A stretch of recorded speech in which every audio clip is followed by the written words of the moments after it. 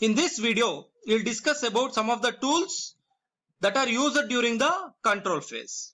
In this, the first one is related activity chart. This chart is used during the improve phase when the process change are carried out to improve the existing process so as to continuously meet the customer requirement. In addition to this process change, there are some other areas which is also require changes so that the changed process is maintained and improved. As a first step, the Six Sigma team has to identify the areas which are affected by the change. Unless all the affected areas which should be changed and maintained, it will not possible to sustain the change. For example, if a change the process has introduced an online checking gauge, it is necessary that this gauge needs to calibrate calibration standards, calibration procedure and maintenance procedures, etc. This work cannot be carried out on a basis, but it needs careful understanding of the process change and planning of work to be carried out. Prior to carrying out any change in the allied process, it is important to plan all the activities and identify areas requiring changes. From past 1.5 minutes, we are speaking about only the change. What is to be changed? What needs to be changed? Depending upon the process change, it is necessary to identify the areas which are interconnected with the process change. This is achieved by having a brainstorming session with all the team members and the process owners to list all the connected activities. With the process change, the list is consolidated and prioritized. That is related activity chart. And also, this related activity chart is an important tool and it is prepared before commencing of any control activity. This serves as a base for preparing all the documents and initiating the control activity. And the next tool is process map and value stream mapping. The process map indicates the process being followed from start to finish of any process. If there is any change in the process, it is necessary to change the process map. The first thing you should do is, if there is any change in the process, if you suggest any changes, you should revise the process map. The process map is an important tool used during the control phase. A revised process map would serve initially to train the employees and subsequently use it as a reference document. In many organizations, though the process has changed, the process map is not updated, creating confusion on the shop floor operators. Imagine if an existing road is replaced by a new road and the route map is not updated. There will be a lot of confusion for the users. So it is very important to update the old process map to incorporate the changes due to the new process. Next is value stream map. In case, see, this value stream map is a tool of quality. It is not a tool for a Six Sigma. But in case the project team had revised the process in such a way as to reduce the inventory level of WIP, that is work in process. In addition to the process map, a value stream map is prepared indicating clearly the inventory level at process steps.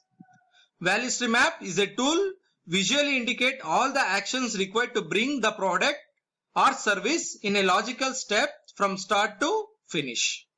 It shows all the actions, both value added and non-value added activities currently required to complete a product or service through the customer. And the next tool is SOP, Standard Operating Procedure. Already we were told that this SOP is an essential tool used during the control phase. It gives the clear instruction to the operator regarding the process to be carried out and the machinery and equipment to be used. It also indicates setup time, operation time, and all the necessary instruction for carrying out the operation. The SOP has to be prepared by the process owner who has expertise in the process.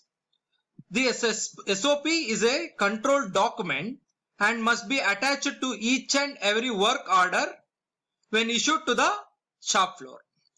Alternatively, some organizations keep copies of the SOP for reference while carrying out the work. Whatever is the method issue, the SOP must be updated all the time to reflect latest status of the process. And the next tool is control charts. These control charts are simpler to use and easily understandable by the operators. Training the workers in the use of control chart is much easier, and the defects, if any, could be identified immediately. It is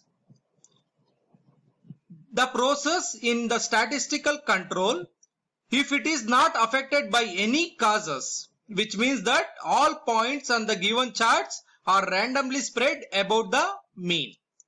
Another point of understanding in that of the issue of control, the controls are used in SPC does not mean that the product or service will meet the needs of the customer. Rather, it means that the process is consistent and predictable. This is very important, and one must keep the control limits and specification separate because they communicate different things. The intent of control is to proactively react to the specific signal that the process is generating. The control charts from the data into patterns that can be statistically tested and as a result lead to information about the behavior of the product characteristics. In order to evaluate this behavior, historical statistics of the process such as mean and standard deviation and the statistical control limits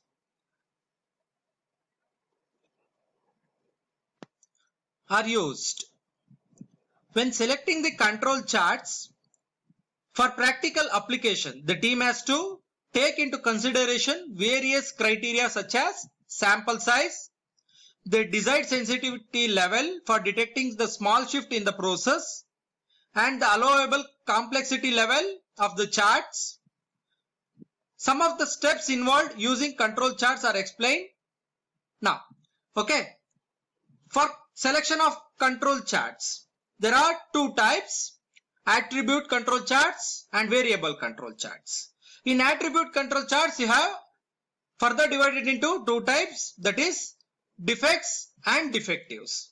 In defects, you can use C chart and U chart. In a defective, you can use NP chart and P chart.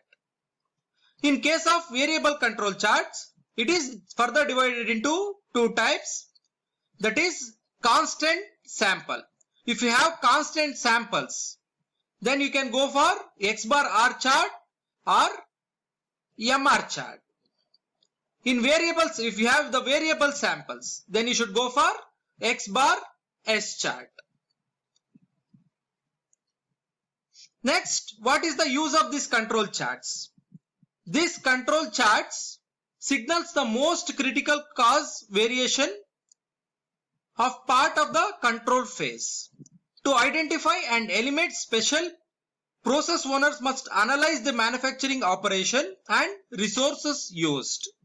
In addition to the control chart, you can use fishbone diagram, Pareto chart, process flow charts, and controlled is experimented may be needed to identify and resolve factors which create instability in the process. It is important to react properly to eliminate and prevent special causes of variations. The control chart provides signals to help in sustaining the changed process and maintain good quality output. Once the Six Sigma team identify the correct type of control chart to keep the track of the process behavior and establish the control limits, then Hand over the control chart to the process owner. The process owner must ensure the collection of data and enter the data in control charts on a regular basis. In case they find abnormal behavior in the output, they must immediately stop the process and investigate the reason for such variations. And the next tool is control plan. This control plan is an important tool used by a process owner to assist in tracking and correcting the performance of key process input, that is KPI variable, and key process output variables, that is KPO. KPO stands for key process output. This control plan is a simple document to control both input and output. Control plan is one part of ensuring that the gains are maintained. If process performance stays out of control, there are details and tools to adjust and remonitor to ensure that there has no any over adjustment. It is possible that the new performance capability warrants the calculation of new control limits. If so, the test used evidence and new control limits should also be a part of this document. It is ideal to have a simple one-page document, but if appendix and attachments are needed to ensure understanding and control the included this information, then the project team will often move on to the another project after the team disbands, but follow up a required week or month later. The follow-up is done in conjunction with the process and possibly the champion. Adhering to the details of the control plan will standardize efforts and allow quick analysis of current performance. The control plans must be reviewed, updated if the operator or the process owner does not update the control plan. It will lose its significance and in course of time will become redundant. And the next tool is total preventive maintenance, that is TPM. Making sure that all the machinery or equipment is fully maintained is very important to ensure the process performance, and this is possible to achieve by adopting TPM. Here the process owner, the operator and the maintenance employees work as a team to ensure minimum disruption in the performance of the machinery and equipment. This TPM needs initial training of all employees involved in the process and planning of the preventive maintenance activities. Again, in the next slide, we'll come back to this TPM. And the next tool is Poka-yoke. Poka-yoke is nothing but foolproof method. Whether feasible, the Six Sigma team introduces tool, gauges, system that could only be used in the way they are intended. Especially jigs and fixtures which are used during the productions are designed keeping in mind the Poka-yoke method. This prevents the operators from making mistakes during the production process. And the last tool is management review and reporting. Review and reporting the process of all the Six Sigma projects to the champion as well as to the top management by the process owner is very critical. If there are no reviews at regular intervals, most of the project would fail in course of time. The enthusiasm among the Six Sigma team and the process owner would have slowed down. There has to be a clear plan for review and clear procedure for reporting the progress. The review process must be concise and ensure review of all critical aspects of improvement process. In addition to reviewing the physical change, the review should include saving occurred during the projects. Some of the silent differences between improvement programs and Six Sigma is that there is a targeted cost saving and improvement in profitability. The management review and reporting must contain some of the information that are the first one, what is the project under review, which project they are taking and which project they should taken as a review, and second one, who will review in the Six Sigma team, who will review the project. Next, who are the participants, who will maintain the review records, who will be the responsible for completion, what was the targeted cost savings and by what date, what is the current status, what is the next planned review date, what is the reporting process. All these things should be reviewed here.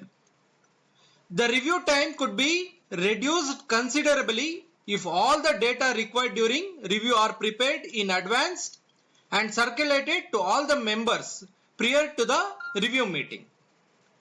The review shall be presided over by a competent person who has the authority to take the decision in case of any failure. The review meeting must be short and conclusive. The corrective action must be clear with the person responsible to take the corrective action and with the clear date of completion.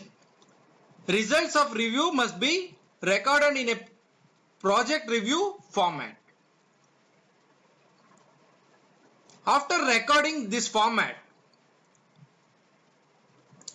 when there are number of projects in a same organization, a consolidated report on the outcome of all projects is prepared and submitted to CEO. As discussed earlier, all the activities related to the projects are to be reviewed at regular intervals and reported to the management. The effectiveness of the control phase purely depends on the review or corrective action of the process. The CEO and the person responsible for review must carry out the review rigorously and make sure that the corrective actions are taken up within the specified time. This tool helps to maintain the process and sustain the Six Sigma quality.